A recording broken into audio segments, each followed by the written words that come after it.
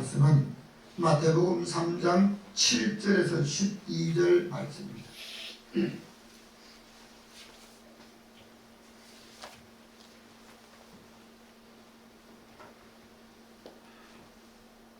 우리 다같이 함께 합독합니다. 요한이 많은 바리새인들과 사두개인들이 세례 베푸는 데 오는 것을 보고 이르되 독사의 자식들아 누가 너희를 가르쳐 임박한 질문을 피하라 하느냐. 그러므로 회개에 합당한 열매를 맺고 소로 아브라함이 우리 조상이라고 생각하지 말라. 내가 너희에게 이르노니 하나님이 너희 이 돌들로 아브라함의 자손에게 하시리라. 이미 도끼가 나무뿌리에 놓였으니 좋은 열매를 맺지 아니하는 나무마다 지켜 불에 던지리이다. 나는 너희로 회개하게 하기 위하여 물로 세례를 베풀리로니와 내게 오시는 이는 나보다 능력이 많으시니 나는 그의 신을 들기도 감당하지 못하겠노라. 그는 성령과 물로 너희에게 세례를 베푸실 것이요 손에 키를 들고 자기의 가담을 정하게 하사 알고온과 목단에 드리고 축제기는 꺼지지 않는 불에 태우시리라. 아멘. 오늘도 여러분과 여러분 가정에 우리 하나님의 은혜와 평강이 넘치시기를 주님의 이름으로 축원합니다. 이 사순절 기간에 하나님의 은혜로 바울이 마지막으로 감옥에 갇혔다가 순교하신 성지순례를 은혜로 다녀왔는데 여러분의 기도를 힘입어 다녀왔습니다. 종말이 되면 사람들은 자기를 사랑하며 돈을 사랑하며 바른 교훈을 따르지 않고 오직 자기의 목적하는 것만 이루려고, 신앙생활하는 사람들도 마찬가지입니다. 자기의 주장과 목적이 이루어지지 않으면 언제든지 자기의 목적 따라 살아가는 그런 사람들도 있습니다. 특히 말세가 되면 불법이 난무하고 양심이 화인 맞아서 사람들이 거짓말을 하면서라도 자기의 목적을 이루려고 하는 것이 오늘의 시대인 것 같기도 합니다. 어떻게 하면 자기의 원하는 목적을 이루고 자기로 인해서 다른 사람이 죽든 살든 상처를 받든 상관하지 않고 오직 자기의 목적만 위해 살아가는 오늘의 시대에 살고 있는 저와 여러분인 것 같습니다.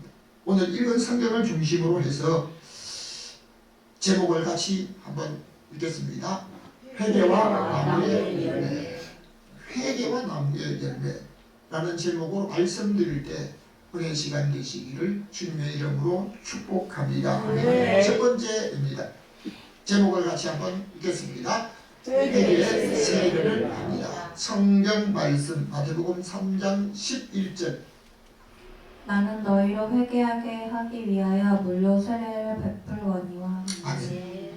이래 이스라엘 백성들에게 말라기 선지자가 외쳤던 그 구약의 마지막 선지자 말라기 선지자가 형식적으로 예배를 드리며 하나님이 받지도 않을, 하나님이 아무런 관심도 없는 병들고 비루 먹고 사람들에게 줘도 받지 않을 그것을 가지고 하나님 앞에 예물을 드리는, 번제를 드리는, 제사를 드리는 그 형식적인 그 모습을 외쳤던 말라기 선지자의 외침이 있는 이후에 400년 동안 이스라엘 미래 나라에 이것이 하나님의 소리라고 하는 소리가 끊어졌습니다. 그 시기를 종교적으로 암흑의 시기라고 말하고 있습니다. 그렇게 조용하게 아무 소리도 없던 그 시대, 어느 날 요단강에서 한 젊은이가 회개하라! 천국이 가까웠다고 외쳤습니다. 그러니까 그 소리를 듣던 사람들이 요단강으로 세례 요한에게 세례를 받으러 갔습니다. 그때 다른 사람들만 가는 게 아니고요, 바리새인과 서기관들도 세례 베푸는데 나갔던 것을 볼 수 있습니다. 바리새인들과 사두개인들은 오래전부터 하나님을 믿고 있었지만 세례 요한이 회개의 세례를 베푸는데 자기들도 세례를 받으러 갔습니다. 이 회개의 말씀은 앞으로 반드시 장차 이루어질 일에 대해서 예언한 요한계시록 소아시아 7교회 중에 5개 교회를 향해서 하나님이 회개하라고 말씀하셨던 것을 볼 수 있습니다. 에베소 교회에 대해서는 처음 행위를 잃어버렸다. 처음 사랑을 잃어버렸다.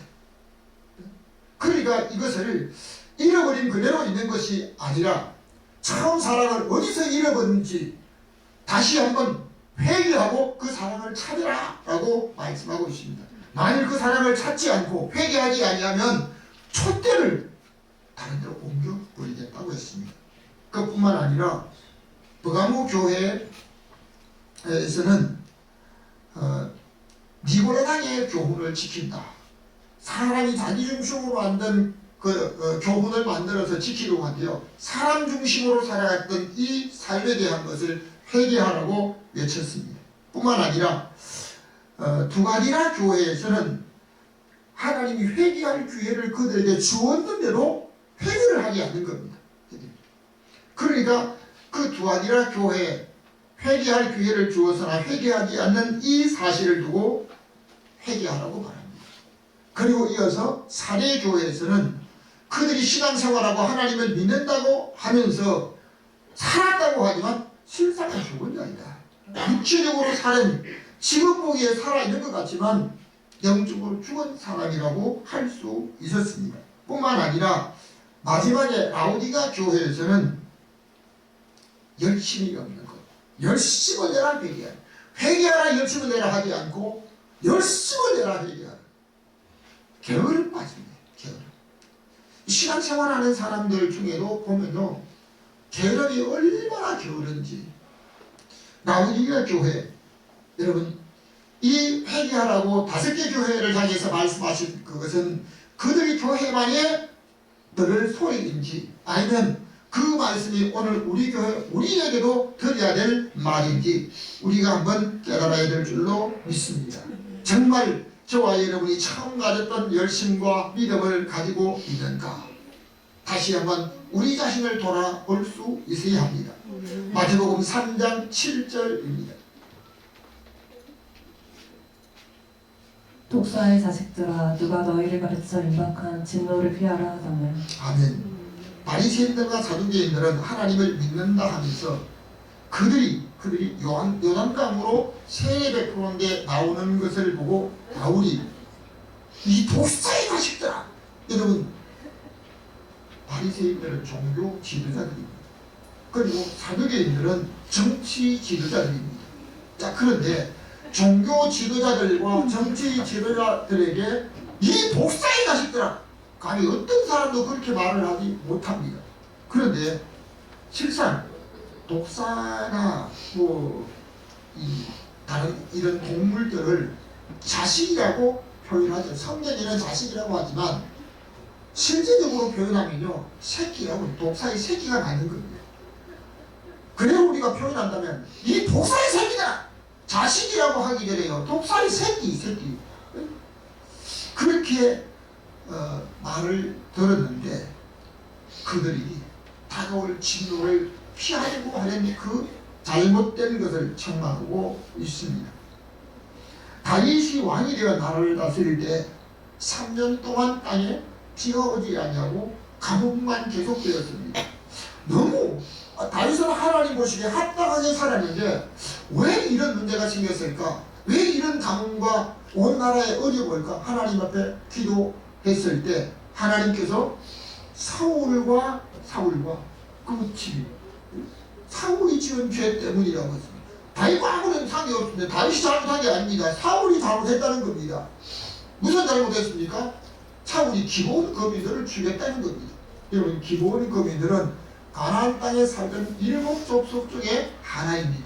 그 7족속은 이미 이스라엘 백성들이 가나안 땅을 점령하면서 하나님께서 그들을 다 죽이고 멸망시키라고 했습니다. 자, 그런데 가나안 땅을 점령하는 그 이스라엘 백성들 앞에 다른 족속들이 멸망당하는 걸 보고 어떻게 하면 우리가 살 수 있을까 하고 해서 기브온 거민들은 살기 위해서 5가지 물정을 준비해서 여호수아를 찾아갑니다. 이스라엘 백성이 찾아갑니다. 우리 멀리서 왔는데 우리가 같이 가자고 합니다. 너희들이 멀리서 오늘 어떻게 하냐고 하니까 보십시오. 우리가 떠날 때 떡을 해왔는데요. 이 떡이 도파이 났습니다. 우리가 떠날 때 새 옷을 입고 왔는데 이 옷이 다 떨어졌습니다 하면서 떨어진 것들, 달라진 신발 이런 걸 보이니까요. 여호수아가 하나님 앞에 묻지 아니하고 그들과 확실하기로 하나님 이름으로 맹세하며 죽이지 않겠다고 약속을 했습니다. 자, 그런데 사울이 정치적인 목적으로 이스라엘 백성들에게 잘 보이기 위해서 기브온 거민들을 죽였다는 겁니다.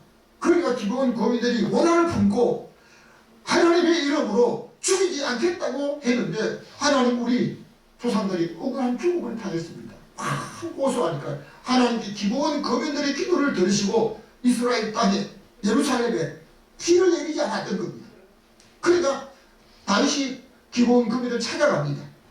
우리가 어떻게 하여야 너희가 이 백성들을 위해서 축복할 것이냐. 그들이 축복하지 않으면 그 나라의 기근과 재난이 그치지 않는 것을 알고 다윗은 그들이 요구한 대로 사울의 집 후손들 7명을 내어주시오. 그리고 그 7명을 우리가 죽일 수 있는 권한을 달라고 해서 다윗이 그들 요구대로 자기의 사랑하는 요나단의 아들 그 요나단의 아들 머비보셋은 아끼고 첫 자식 7명을 내어줍니다. 그런데 그 첫 자식이 7명이 기브온 거민들에게 나무에 목매달아 죽임을 당합니다. 자, 여러분 우리가 한번 생각해 볼 필요가 있습니다. 사울의 첫 자식들은 자기들이 잘못한 게 아닙니다. 그들이 하나님 앞에 범죄해서 죽은 게 아닙니다. 누구 때문입니까? 조상의 죄 때문입니다. 자기 조상이 잘못해서 자기들이 재난을 받았던 사실 뿐만 아니라 북쪽 이스라엘 초대 왕 여로보암 같은 경우는요, 하나님 앞에 은혜를 입어서 특별히 평민으로 북쪽 이스라엘 초대 왕이 되었습니다. 정말 하나님의 은혜로 왕이 되었는데요, 이 왕이 되어서 하나님이 미워하는 우상 숭배를 하는 죄를 지었습니다. 그러니까 그 죄로 인해서 그 집에서 하나님을 향해서 가장 선한 뜻을 품었던 그 아들이 죽임을 당한, 그 아들이 무슨 잘못했습니까? 그 집에서 하나님을 향한 선한 마음을 품었던 사람은 여로보암의 아들뿐인데 그 맏아들이 죽임을 당하는 겁니다. 여러분 오늘 우리는 이스라엘 백성들의 모습을 볼 수 있습니다. 하나님을 믿는다고 하면서 하나님이 아닌 가장 미워하는 우상을 섬기는 죄로 인해서 이스라엘 멸망당했던 것을 볼 수 있습니다. 오늘날 믿음으로 산다고 하면서 하나님을 믿으면서도 우상을 섬긴 죄, 그냥 입으로 고백하면 끝이 아닙니다. 여러분 오늘 우리가 하나님 앞에 새 요한은 예수님이 오실 길을 예비하면서 6개월 먼저 오셨는데요, 새 요한이 회개의 세례를 베푸는 것은 그때 그 사람들에게만 해당되는 것이다 아닙니다. 오늘 우리가 회개해야 될 일들도 있다는 것을 깨달아야 될 줄로 믿습니다. 두 번째입니다. 다같이 오늘 믿음을 자랑하기 바랍니다. 마태복음 3장 9절 말씀을 속으로 아브라함이 우리 조상이라고 생각하지 말라. 하나님이 능히 이 돌들로도 아브라함의 자손이 되게 하시리라. 아멘. 바리새인들은 종교 지도자들로서 오래전부터 하나님을 믿고 태어나면서부터 그 아이들에게 율법을 가르치고 하나님을 가르칩니다. 그러니까 율법을 중심으로 살아가기 때문에 율법을 알지 못한 사람을 죄인처럼 취급을 했습니다. 예수님께서 공생의 기간 동안에 소경으로 태어난 사람을 눈을 뜨게 해줬습니다. 그러니까 바리새인들이 이상하다, 이 눈뜨게 한 이 사건 때문에 그 사람을 불러서 묻습니다. 너 어떻게 해서 눈을 떴느냐 하니까요, 예수라고 하는 분이 진흙을 내 눈에 이겨서 신라가 시설에 가서 눈을 떴습니다. 그런데 그 소리를 들으면서 믿기 어렵기 때문에 부모를 불러서 묻습니다. 어떻게 아들 못 듣냐? 잘못하면 출교를 당할 수 있기 때문에 그 부모들은 아이가 컸으니까 아이한테 물어보시오. 그 소경에다가 눈을 뜬 그 사람을 다시도 부릅니다. 어떻게 해서 눈을 떴냐? 내가 말했는데 또 물어요. 그러면서 다시 설명합니다. 그 사람은 바리새인들이 그 사람은 죄인 줄 안다.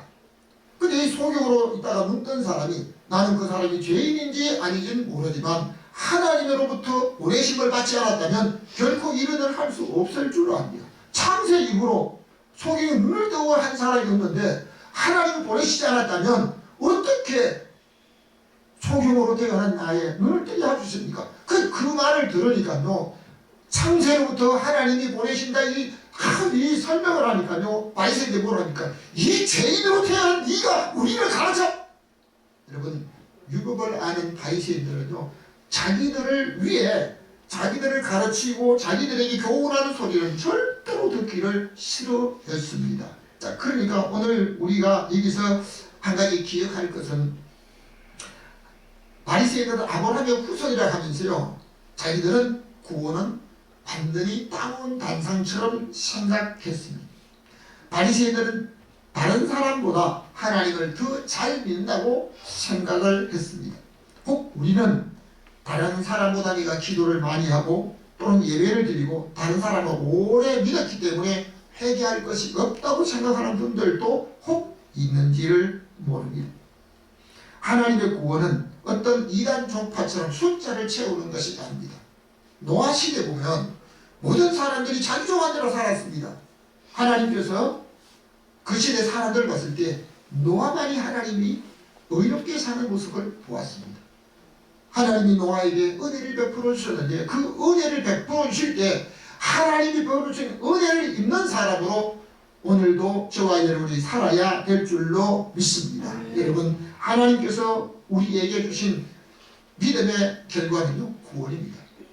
장차 한 번 들어가면 영원히 나올 수 없는 천국과 지옥입니다. 오늘 우리가 믿음을 갖는다고 하면서요 자기의 목적을 위해서는 온갖 노력을 다하면서 자기 가족들이 구원을 얻지 못하고 멸망의 길로 가고 있는데도 두려움도 없고 안타까움도 없고 그러면서 부르짖는 기도도 없다고 하면 오늘 그 사람이 진정 믿음으로 사는 사람일까? 하나님께서 우리에게 진정 바라시는 것은 참으로 예수 그리스도를 통해서 구원을 얻고 영원한 영생을 누리기를 원하는 줄로 믿습니다. 이번에 저희가 다녀온 로마의 바울이 갇혔다가 또 바울이 참수를 당하고 마지막에 그의 생을 마친 그 곳 우리가 평생에 볼 수도 없는 그런 곳을 보면서 바울은 이방인의 구원을 위해 살다가 자기의 생명을 잃는 참수를 당한 모습으로 살았습니다.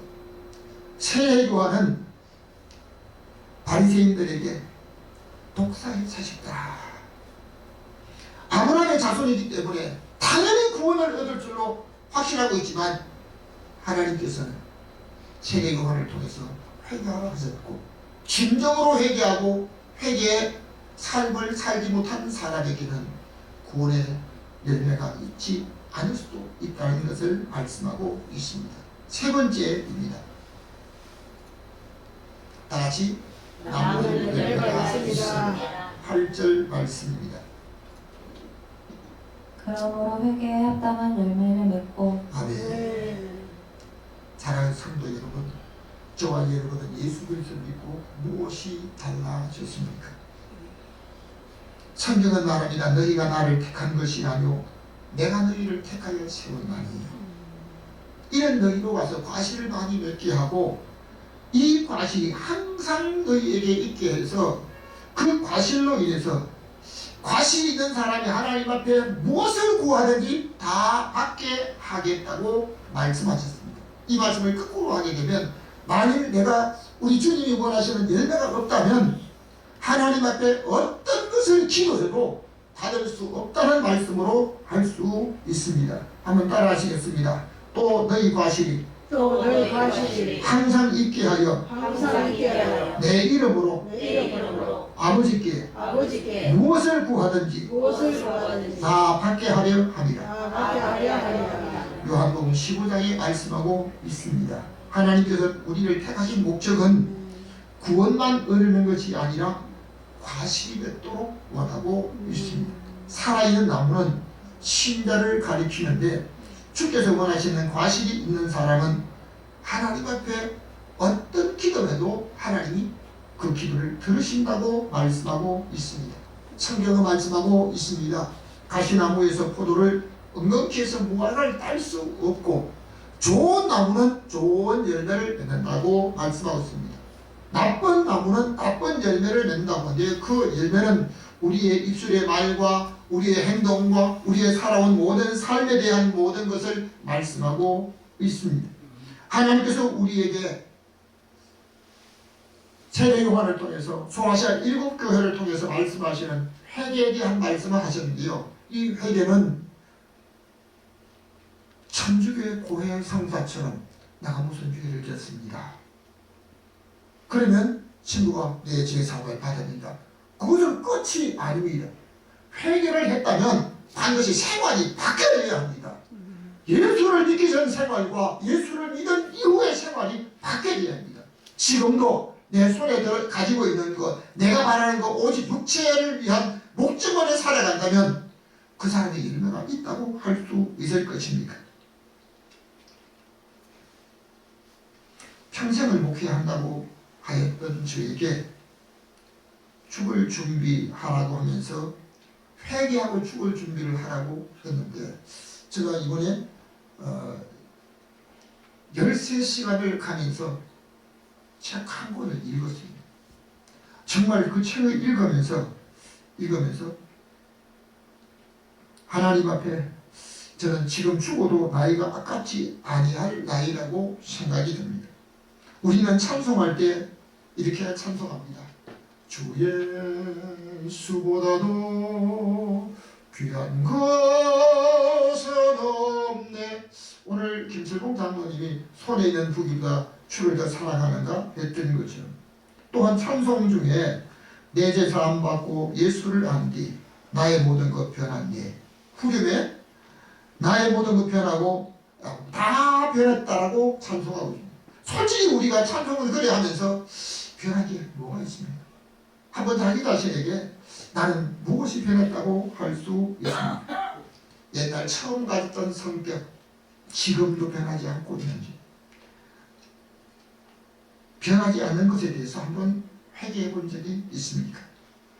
다른 사람이 혹저가 여러분에게 예수 믿기 전과 전의 나의 모습과 무엇이 변했다고 말하고 있습니까? 10절 말씀.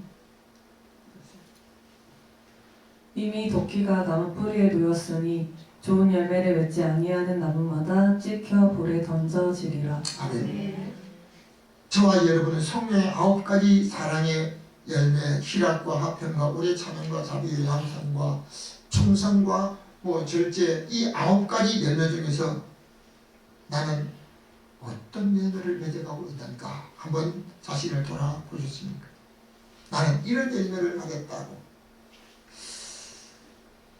어떤 경우에는 자기의 감정만 상하고 자존심만 건드리면 성령의 열매라고 하는 것은 아무것도 없는 상태로 있다고 하면 찬송에 다 변했다라고 하면서 주 예수보다 더 귀한 것이 없다라고 하면서 불렀던 그 찬송은 그냥 허공을 치는 것뿐입니다. 저는 이번에 바울의 톡을 돌담으로 만들어진 톡을 속에 갇혔던 감옥과 바울이 묶여졌던 쇠사슬을 보았습니다. 그리고 바울을 참수했던 자가 도끼를 들었는데 왜 도끼를 들었다고 물었더니요. 도끼는 왕명을 이 왕명으로 이렇게 처단한다고 하는 이런 그 표현을 쓰고 있다고 그러더라고요. 오늘 성경에 말씀하고 있습니다. 도끼가 이미 나무 뿌리에 놓여 있어요. 좋은 열매 맺지 아니한 나무마다 지킬 것이다. 그 사람이 얼마나 오래 믿느냐, 무슨 직분을 받았냐, 아니면 어떤 곳에 사느냐, 그것을 말하지 않았습니다. 만일 주님이 원한 열매가 없다면 지켜서 불에 던지울 것이라고 말씀하고 있습니다. 믿음으로 구원을 얻는 것이 미래적인 것인데, 토끼가 이미 나무 뿌리에 놓여 살아있는 그 나무는 곧 저와 여러분이 좋은 열매 맺지 아니했다면 사정없이 지킬 수가 있다는 것입니다. 사진 좀 보여주시기 바랍니다.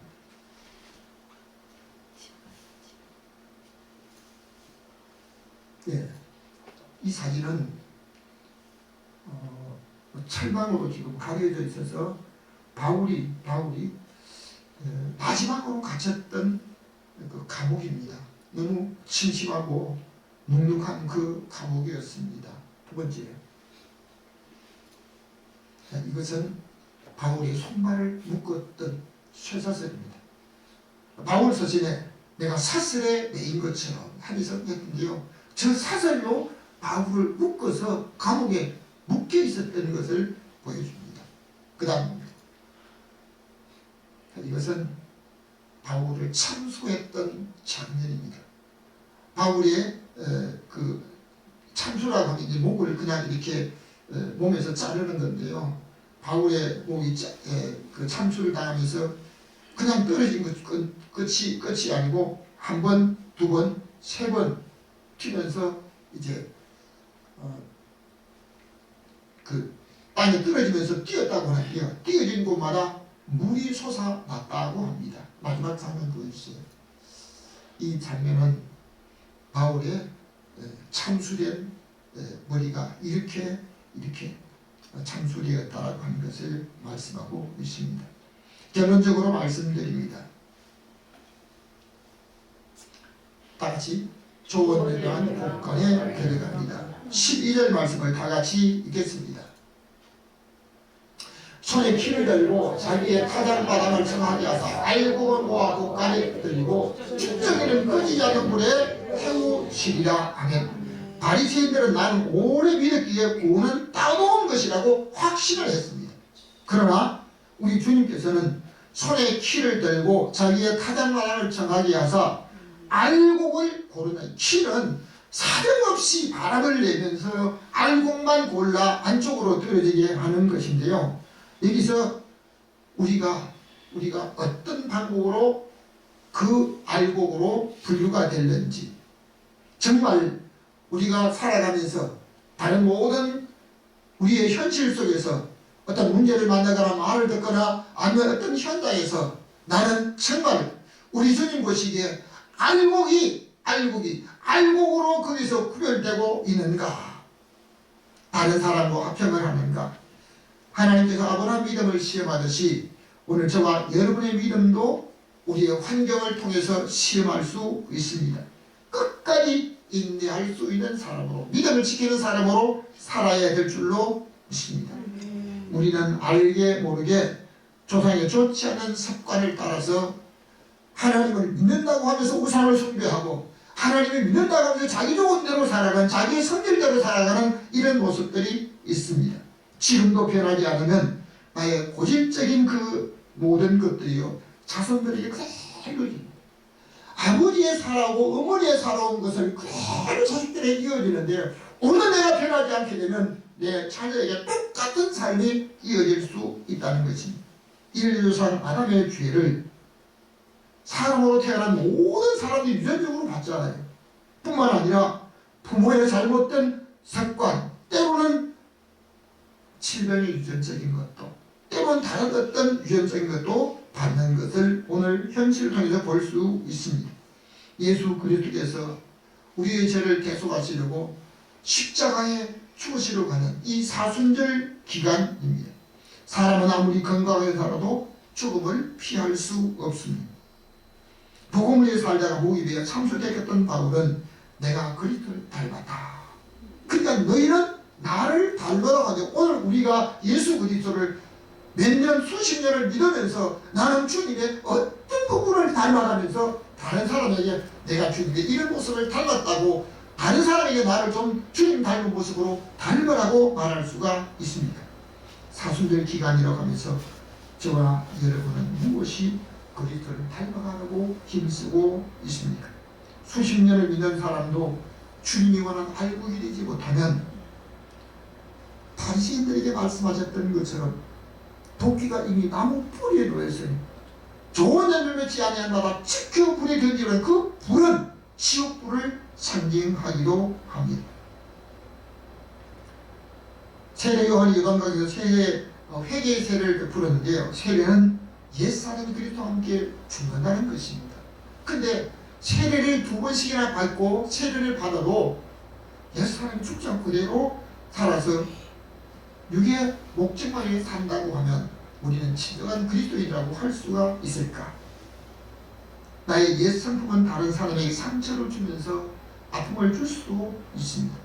오랜 신앙생활을 하면서 열매를 못 치면 지켜불이 던질 것이라 하는데 오늘 우리는 이 사순절 기간을 통해서 우리 주님을 닮아가며 그리스도를 닮아갔던 바울의 모습을 보며 오늘도 우리 주님 보시기에 합당한 발목이 되어서 국가의 그 천국에 들어가는 저와 여러분과 여러분의 모든 가족들이 되시기를 주님의 이름으로 축원합니다. 네. 지금도 살아계셔서 우리에게 영원한 영생을 약속하신 하나님 아버지, 이 사순절 기간에 우리 주님께서 우리에게 바라시는 좋은 열매 맺는 믿음의 사람으로 오늘 성도로 우리 하나님 앞에 살 수 있도록 축복하여 주옵소서. 오늘도 우리가 예수 그리스도의 발자취를 따라 우리 주님 닮아가는 바울처럼 예수 그리스도 닮아가는 믿음의 사람 되게 하여 주옵소서. 지금도 우리에게 영원한 생명을 보장해 주시려고 할국을 기다리고 좋은 열매 맺기를 기다리시는 예수 그리스도 이름으로 기도하옵나이다. 네.